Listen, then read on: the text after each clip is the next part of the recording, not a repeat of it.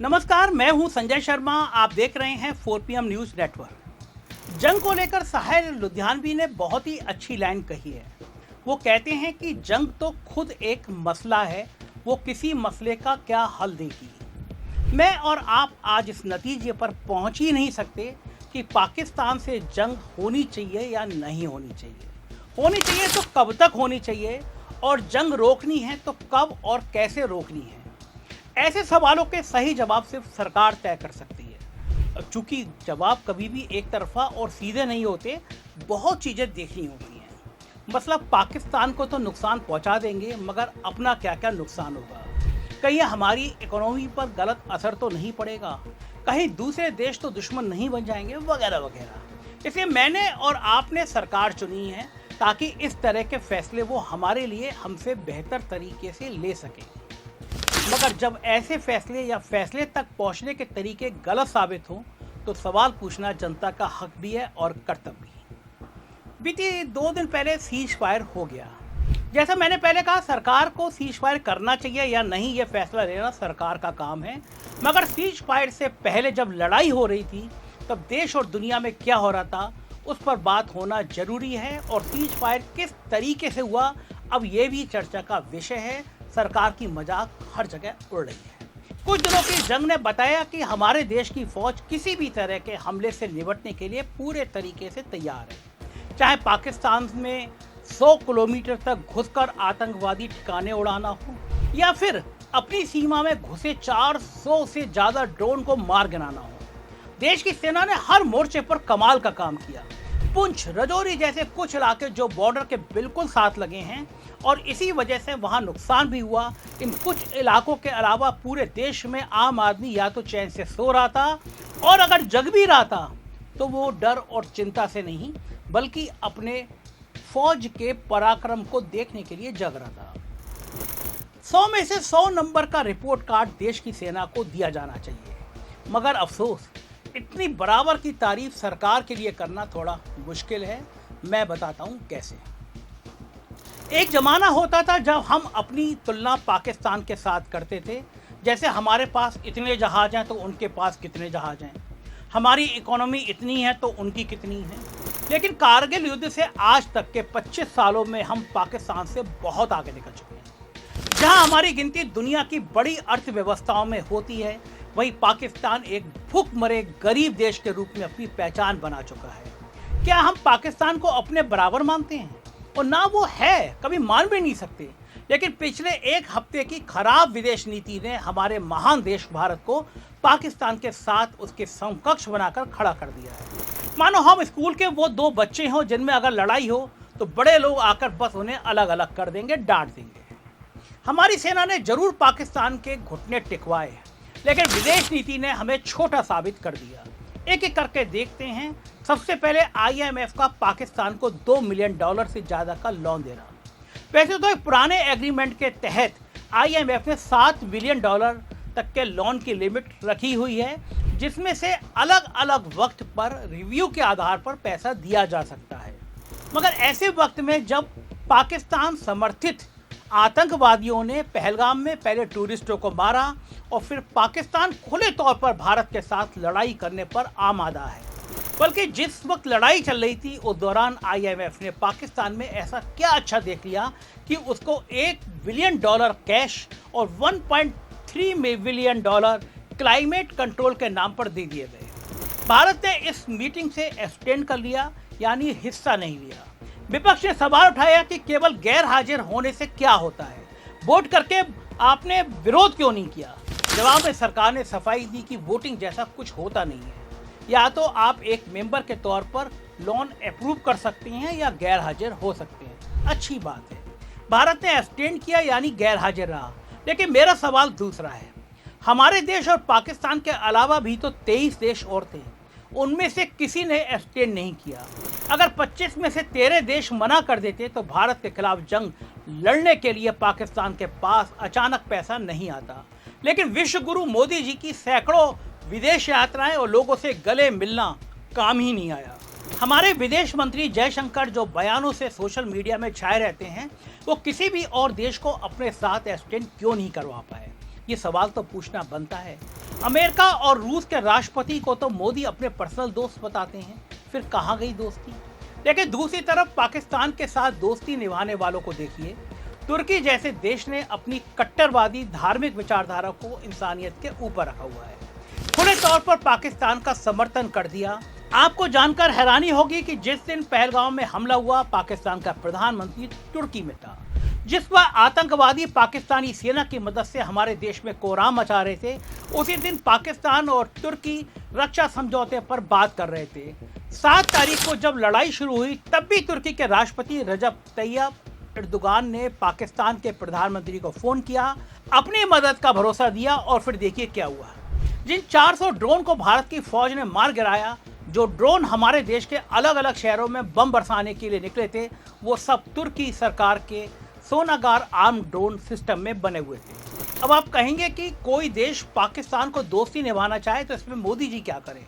अगर आप ऐसा सोचते हैं, ऐसा कहते हैं, तो आप 2 तरीकों से गलत हैं। नंबर 1, दोस्ती दिखाने वाला ऐसा मुल्क अगर अब तक न्यूट्रल था और अब वो आपके साथ न होकर पाकिस्तान के साथ है, तो यह आपकी असफल विदेश नीति का नमूना है, जो उद्देश्य को आप अपनी तरफ नहीं कर पाए। नंबर 2, अगर वो देश किन्हीं कारणों से पाकिस्तान का पुराना दोस्त है, जैसे तुर्की है और अब भी बना हुआ है, तो भी आपकी विदेश नीति असफल है। या तो दुश्मन के दोस्त के साथ दुश्मन की तरह ही बर्ताव करना था, और दोस्त बनाना था तो बना कैसे नहीं। 2023 में जब तुर्की में भूकंप आया, हजारों लोग मर गए, तब भारत ने सबसे पहले न केवल राहत सामग्री भेजी, बल्कि वहां मदद के काम करने के लिए अपनी फौज भी भेजी। मैं ये नहीं कह रहा कि ऐसा नहीं करना चाहिए था, शायद यही विदेश नीति रही होगी कि ऐसा करके तुर्की को अपना बनाया जा सकता है, मगर नाकामी इस बात में है कि आस्तीन में पलते सांप को पहचान नहीं पाए। ऐसा नहीं है कि तुर्की ने अचानक सत्ता पलट गई हो, एर्दोगान ही पिछले 20 सालों से सत्ता में है, धीरे धीरे अपने देश को कट्टर इस्लाम की तरफ धकेल चुका है, लेकिन मोदी और जयशंकर इस आदमी को पहचानने में नाकाम रहे। इन लोगों ने न केवल मुश्किल वक्त में तुर्की की मदद करी, साथ ही तुर्की के इस्तांबुल जैसे शहर हिंदुस्तानी टूरिस्ट की लिस्ट में टॉप पर रहते हैं। जिस तरह भारत के लोग जितना पैसा टर्की घूमने में देकर आए हैं, शायद उससे कम पैसे में ही ड्रोन बनाकर तुर्की ने पाकिस्तान को दे दिए। मगर आप गिल्ट में मत आइए, आम जनता को ये पेचीदा बातें समझ में आती भी नहीं है, मगर सरकार बड़े बड़े डिप्लोमेट्स वगैरह तो इस बात की तनख्वाह पाते हैं कि वो विदेशी रिश्तों की हकीकत जान सकें। क्यों हमने आज तक तुर्की को रेड जोन में नहीं डाला, वहाँ टूरिज्म क्यों प्रमोट होने दिया? लेकिन उसकी इन्हें फुर्सत कहाँ है। मोदी जी ने देश से बाहर कदम रखा नहीं कि बस हमारी सरकार और गोदी मीडिया वाह वाह करने लगती है। आज मोदी ने अमेरिका के हजारों लोगों को भाषण दिया, कल मोदी से मिलने इंग्लैंड के लोग सड़कों पर आ गए। बस यही सब टीवी चैनल पे गोदी मीडिया में चलता रहता है। केवल टर्की ने ही खुले तौर पर पाकिस्तान का साथ नहीं दिया, चीन ने भी ऐसा ही किया। चीन के साथ हमारे रिश्ते हम सब जानते हैं। चीन को भी मोदी जी की तरह विश्व गुरु बनना है। चीन अपनी बढ़ती अर्थव्यवस्था के सामने भारत को एक चुनौती की तरह देखता है।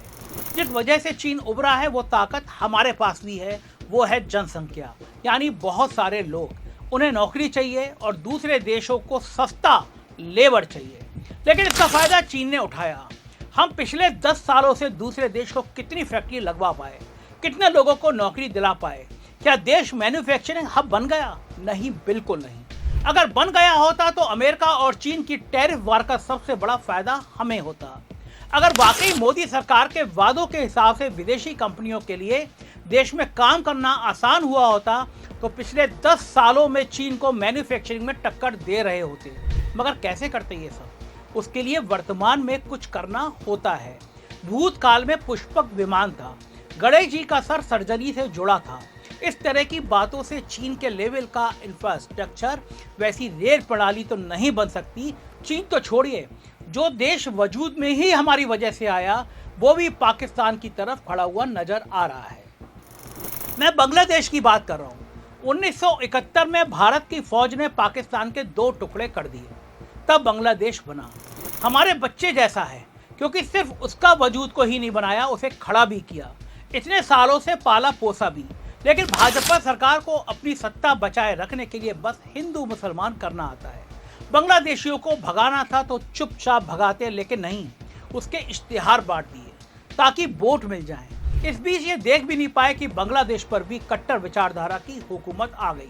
सोचिए, अमेरिका की CIA जैसी एजेंसी अफ्रीका के किसी भी देश में अपनी मर्जी और फायदे के लिए सरकार गिरा भी देती है और बना भी देती है, लेकिन यूक्रेन की वॉर रुकवाने की बात करने वाले मोदी और जयशंकर हमारे छोटे से पड़ोसी देश में सत्ता पलटने को रुकवा भी नहीं पाए, भाप भी नहीं पाए। वहां मंदिरों पर हमले शुरू हुए तो बस निंदा कर दी, बहुत सारी निंदा कर दी। उनके प्रधानमंत्री को पनाह दे दी, वो अभी भी भारत में है। लेकिन पिछले 1 साल में बांग्लादेश किस तरह से चीन के करीब जाता चला गया, उसे रोकने के लिए कुछ नहीं किया। एक अनुमान तो यहाँ तक है कि आज भारत पाकिस्तान की पूरी जंग अगर छिड़ जाए तो चीन के साथ बांग्लादेश भी भारत के खिलाफ ही खड़ा होगा। सोचिए, विदेश नीति की असफलता का इससे बड़ा क्या उदाहरण होगा। जिस देश को बनाया ही हमने, उसे भी अपने साथ नहीं रख पाए। मोदी और जयशंकर सिर्फ यहीं तक असफल नहीं है कि दुश्मन भी दोस्त नहीं बना पाए या दोस्त को दोस्त नहीं रख पाए। जिन्हें दोस्त माना वो खुद को हमारा बाप मानता है। मैं अमेरिका की बात कर रहा हूँ। 1947 से आज तक सत्ता चाहे कांग्रेस की रही हो या भाजपा की या फिर किसी और पार्टी का प्रधानमंत्री रहा, हमारे देश ने एक बात हमेशा बनाए रखी। हमारे अंदर इतनी हिम्मत है कि हम पाकिस्तान से अपनी आप बात कर सके, खुद कर सके। हमें किसी तीसरी पार्टी की जरूरत नहीं है। कश्मीर के मुद्दे को पाकिस्तान हमेशा से इंटरनेशनल मुद्दा बनाना चाहता है और हमारा देश हमेशा से कहता आया है कि वो वायलेटर मसला है। भारत को किसी भी दखलंदाजी, किसी भी सरपंची की जरूरत नहीं है। 1971 में पाकिस्तान के जब 2 टुकड़े किए तो इंदिरा गांधी को अमेरिका ने आंखें दिखाई। 1974 में जब न्यूक्लियर टेस्ट किया तो अमेरिका ने सेक्शन लगा दिए, प्रतिबंध लगा दिए। ऐसे ही अटल बिहारी वाजपेयी के कार्यकाल में हुआ। कारगिल को जीता भी, पोखरण में टेस्ट भी किया, अमेरिका के तमाम प्रतिबंध भी झेले, मगर ना इंदिरा झुकी और ना अटल बिहारी। सीना तान कर कहा कि हम किसी से नहीं डरते, किसी से लड़ने नहीं जाएंगे, लेकिन अपनी समस्या भी खुद ही सुलझाएंगे। पहली बार शर्म आ रही है ये सोचकर कि भारत पाकिस्तान के युद्ध विराम की सबसे पहली खबर अमेरिका का राष्ट्रपति ट्वीट करके दे रहा है और सिर्फ खबर ही नहीं दे रहा, क्रेडिट ले रहा है कि अमेरिका ने दोनों देशों को समझाया और लड़ाई रुकवाई। जैसे कोई जमींदार गांव के 2 गरीब किसानों की बात कर रहा हो। अगर वाकई मोदी ने अमेरिका को बिचौलिया बनाया तो आज़ादी से आज तक की कमाई सारी इज्जत लुटा दी, और अगर नहीं बनाया तो भी आज जो हालात चल रहे हैं वो बिल्कुल खराब डिप्लोमेसी का एक जीता जागता उदाहरण है। विदेश सचिव की प्रेस कॉन्फ्रेंस में कहा गया कि भारत ने पाकिस्तान से सीधी बात की। वहीं पाकिस्तान का प्रधानमंत्री अमेरिका को धन्यवाद दे रहा है कि बढ़िया फैसला कराया। चलिए, पाकिस्तान तो दुश्मन है, उसके झूठे प्रोपेगेंडा को नहीं रोक सकते, मगर मोदी जी के खास दोस्त और उन्हीं की तरह सारे बड़े बड़े क्रेडिट जीवी डोनाल्ड ट्रंप को तो झूठ फैलाने से रोका जा सकता है।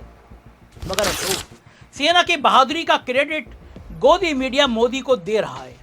आने वाले कुछ दिनों में फिर से यही होगा कि कैसे मोदी ने समझाया कि मिसाइल किस तरह से चलानी है, रडार से कैसे बचना है, मगर कोई गोदी मीडिया ये नहीं पूछेगा कि पिछले 11 सालों से धरती के कई चक्कर लगाकर मोदी जी ने विदेशों से क्या कमाया।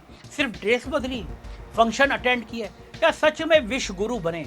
मगर हम ये सवाल पूछेंगे, देश के सरकार से सवाल पूछेंगे, क्योंकि देश में सरकार होती है, सरकार देश नहीं होता। और इन जरूरी सवालों के लिए अगर 100 बार भी चैनल बंद किया जाए तो हमें गम नहीं, बस आप लोग जुड़े रहिए, क्योंकि सरकार से सवाल पूछना हमारा हक है और इस हक को हम लेकर रहेंगे। जय हिंद।